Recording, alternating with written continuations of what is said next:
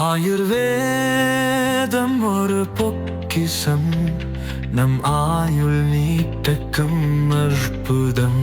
Doctor Srivarma's. வேல் முருகனுக்கு நீதியரசர் GR. Swaminathan அவர்களுடைய அமர்வுல இன்றைக்கு வரலாற்று சிறப்புமிக்க ஒரு அற்புதமான தீர்ப்பானது வழங்கி இருக்கிறாங்க.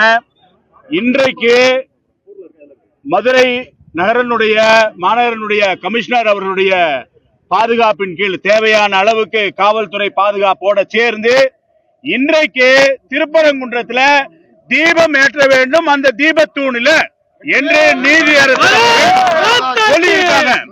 இரண்டாவது, நீதிமன்றமானது தானாக முன்வந்து நேற்று போடப்பட்ட 144 அந்த தடை உத்தரவை அது என்ன இருக்கு ஸ்குவாஷ் பண்ணியாச்சு. முழுக்க நீதியரசர் அவர்கள் ரத்து செய்திருக்கிறார்கள்.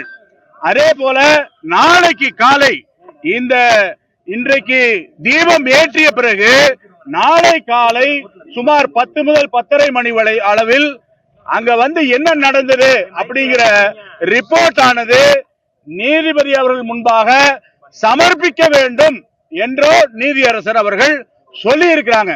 ஆகையினால நாங்க நம்புகிறோம் இந்த முறை நிச்சயமாக, ஏன்னா இது வந்து ஒரு மிகப்பெரிய சமட்டியடி.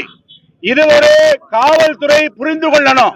தொடர்ச்சியா காவல்துறைனா காவல்துறை மட்டும் சொல்லல, அரசு புரிந்து கொள்ளணும்.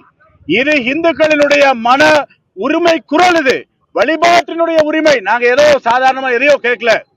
100 ஆண்டுகளாக அங்க நடந்து கொண்டிருந்த அந்த நூற்றாண்டினுடைய அந்த உரிமையினுடைய குரலாக இது இருக்கு.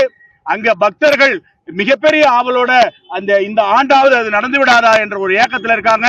ஆகையினால மிகப்பெரிய அளவுல 10 பேர் சொல்லியிருக்காங்க. பெரிய அளவுல போக கூடாது. 10 பேர் பெட்டிஷனர்ஸ் இல்லாம 10 பேர் சேர்ந்து செல்ல வேண்டும் என்று சொல்லியிருக்கிறாங்க.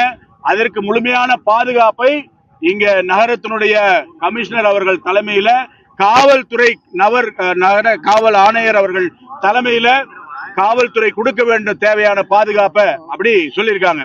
ஆக ஒட்டுமொத்தமாக நீதி வென்றிருக்கிறது. இன்றைக்கு ஒரு மிகப்பெரிய வரலாற்று சிறப்பு மிக்க தீர்ப்பு. இது மாதிரி வேற எங்கேயும் பார்த்திருக்க முடியாது. நேற்றுக்கு இந்த 1ஆம் தேதி தீர்ப்பு வந்தது, நேற்றைக்கு நடைமுறைப்படுத்தல. அதனுடைய அடுத்து டிவிஷன் பெஞ்சில ஒரு அப்பீலுக்கு வந்தது. இப்படியான ஒரு சூழ்நிலை எல்லாம் மாறி இன்றைக்கு டிவிஷன் பெஞ்சிலையும் கூட ஐயா அவர்கள் முதல்ல அந்த சிங்கிள் பெஞ்சில சொன்ன அந்த தீர்ப்பானது சரி என்று சொல்லியிருக்காங்க. அடுத்தது மீண்டும் ஜி.ஆர்.எஸ். ஐயா அவர்களுடைய அந்த அமர்விலையும் கூட இன்றைக்கு மீண்டும் தீபம் ஏற்ற வேண்டும் என்பது, எந்த இடத்துல அந்த தீப தூண்ல ஏற்ற வேண்டும் என்பது உறுதி செய்யப்பட்டிருக்கிறது. ஆகவே அரசாங்கம் இதை செவி மடுக்க வேண்டும். பக்தர்களுடைய அந்த குரலுக்கு, பக்தர்களுடைய வேண்டுதலுக்கு செவிசாய்க்க வேண்டும் என்று இந்த நேரத்தில் கேட்டுக்கொள்கின்றோம். எல்லாருமா சேர்ந்து பத்திரிகை துறையினர்கள், காவல்துறையினர்கள், நீதித்துறையினர்கள், இதுக்காக பல நாட்கள் தொடர்ச்சியாக வேலை செய்த அத்துணை சகோதரர்கள், இங்க நம்முடைய வழக்கறிஞர்கள், நண்பர்கள், சகோதரர்கள் இருக்காங்க. அத்தனை பேருக்கு இந்த நேரத்தில் பாராட்டு. அதே சமயத்தில் காவல்துறையோடு சேர்ந்து நம்ம எல்லாம் சேர்ந்து நல்லபடியாக இந்த தீபத்தை ஏற்ற வேண்டும். வெற்றிவேல் முருகனுக்கு. உடனே ஏற்றணும் சொல்லியிருக்காங்க. டைம் எல்லாம் சொல்ல, உடனே ஏற்ற வேண்டும் என்று சொல்லியிருக்காங்க. அதெல்லாம் நீதிமன்றத்தினுடைய நடவடிக்கை நீங்க பார்க்க முடியும். காவல்துறை வேண்டும் என்றே செய்திருக்கிறது என்பதாகத்தான் நீதியரசர் அவர்கள் சில பதிவுகளை சொல்லியிருக்காங்க. அதெல்லாம் இங்க வேண்டியதில்லை. நமக்கு தேவை என்ன? இன்றைக்கு காவல்துறையினுடைய ஒத்துழைப்போட, ஊடகத்தினுடைய ஒத்துழைப்போட, நீதித்துறையினுடைய இந்த சகோதரர்கள், வழக்கறிஞருடைய சகோதரர்களுடைய ஒத்துழைப்போட நீதித்துறையினுடைய அந்த நீதியானது நடைமுறைப்படுத்த வேண்டும். அந்த முருகனுடைய அந்த தீபமானது கார்த்திகை தீபம் அந்த தீபத்தூண்ல ஏற்றணும். ஆகவே எல்லாரும் சேர்ந்து தீபம் ஏற்ற. அந்த வழக்கு விசாரிக்கும் போது மதுரை மாநகர காவல் ஆணையரையும் மாவட்ட ஆட்சியரையும் உடனடியாக வீழ்ச்சியில் அப்பியரன்ஸ் ஆகணும்ன்றத சொல்லியிருந்தாங்க. 10 நிமிஷம் டைம் கொடுத்தாங்க. மாவட்ட ஆட்சியர் அப்பியரன்ஸ் ஆகல. அதையும் உத்தரவுல சுட்டி காமிச்சிருக்காங்க. சொல்லுங்க சார்.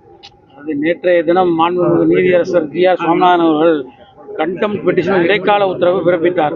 அந்த இடைக்கால உத்தரவுல உடனடியாக மனுதாரர்கள் மற்றும் அவருக்கு உதவியாக 10 நபர்கள் தானே தீபத்தை ஏற்ற வேண்டும் என்றும் அதற்கு சிஏஎஸ்எஃப் தக்க பாதுகாப்பு வழங்க வேண்டும் என்றும் ஒரு உத்தரவு பிறப்பித்திருந்தார். அந்த உத்தரவை எடுத்துக்கொண்டு சிஏஎஸ்எஃப் மற்றும் மனுதாரர் மற்றும் அதனுடைய நபர்களோடு திருப்பரங்குன்றம் சென்ற பொழுது 144 உத்தரவு பிறப்பிக்கப்பட்டுள்ளது. அனுமதிக்கவில்லை, மேலே செல்ல அனுமதிக்கவில்லை. அதன் காரணமாக அங்கு கடும் போராட்டங்கள், சட்ட போராட்டங்கள், சட்டத்துக்கு உட்பட்ட விதையில் கூட அங்கு அனுமதிக்கப்படவில்லை. காவல்துறை ஆணையர் திரு லோகநாதன் அவர்கள் இந்த உத்தரவு மீறப்பட்டுள்ளது, அதற்காக கண்டெம்ட் தாக்கல் செய்யப்படும் என்று கூறிய போதிலும் அதை தான் எதிர்கொள்ள தயாராக உள்ளதாகவும் அதை தான் பார்த்துக் கொள்வதாகவும் உரைத்தார். இது அத்தனையும் இன்று நீதிபதி ஜி.ஆர். சாமிநாதன் அவர்கள் முன்பு எடுத்துரைத்தோம். அத்தனையும் கேட்ட நீதிபதி அவர்கள் அதையெல்லாம் பதிவு பண்ணியிருக்கிறாரு.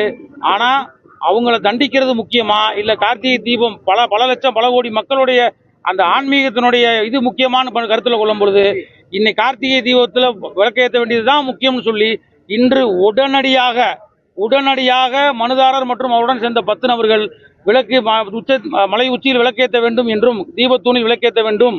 அதுக்கு மதுரை மாநகரின் காவல்துறை ஆணையர் திரு லோகநாதன் IPS அவர்கள் முழு பாதுகாப்பு அளிக்க வேண்டும் என்றும், அதில் இன்று இரவு நாம் மலையில தீபம் ஏற்றுவதும் அந்த பாதுகாப்பு சம்பந்தப்பட்ட விஷயங்களும் எவ்வாறு நடைபெற்றிருக்கிறது என்றத நீதிமன்றத்திற்கு தெரிவித்துக் கொள்வதற்காக நாளை காலை 10:30 மணிக்கு ஃபார் ரிப்போர்ட்டிங் கம்ப்ளைண்ட்ஸுக்காக முதல் வழக்கா பட்டியலிட சொல்லியிருக்கிறார்.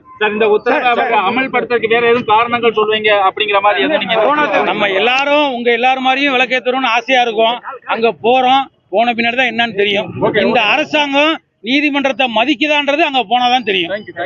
இந்த நேரத்துல ஆபீசர் சார்பா ஆஜரான மூத்த வழக்கறிஞர் அவர்கள் கார்த்திகை தீபம் முடிந்து விட்டது, நேற்று கார்த்திகை தீபம் கடந்து விட்டது, அதனால் இந்த வழக்கில் பொறுமையாக நாம் விசாரித்துக் கொள்ளலாம், எதுவும் ஆகப் போவதில்லை என்று வாதிட்டார். அதற்கு குறுக்கிட்ட நீதிபதி அவர்கள் இல்லைங்க, இது 3 நாளா இன்னும் அது முடியல, நீங்க சொல்ற மாதிரி இது முடியலன்னு சொன்னாங்க. குறிப்பிட்ட டைமோ தேதியோ சொல்லலாம், ஆனா முடியலன்றதை தெளிவுபடுத்திட்டாங்க. இப்ப நான் நண்பர்கள் முதியோர்கிட்ட கேட்ட வயதுல 30 நாளும் நம்ம அந்த கார்த்திகை மாசத்துல நம்ம ஏத்தலாம் அப்படின்னு தான் சொல்லியிருக்கிறாங்க. ஆனா நம்ம எதுக்காகவும் காத்திருக்காம நீதிமன்றத்தினுடைய உத்தரவுல முழுமையா உடன்பட்டு இன்னைக்கே அனைத்தும் நாங்க போறோம் ஏத்துறதுக்கு. மேற்கொண்டு சட்ட போராட்டங்கள் என்னன்றது அங்க போய் தான் தெரியும். நம்ம நல்ல முறையிலே நினைப்போம், காவல்துறை பாதுகாப்பு கொடுப்பாங்க, ஏத்துறதுக்கான வசதிகள் ஏற்படுத்தி கொடுப்பாங்கன்னு நினைப்போம். அங்க போய் மீதி சந்திப்போம்.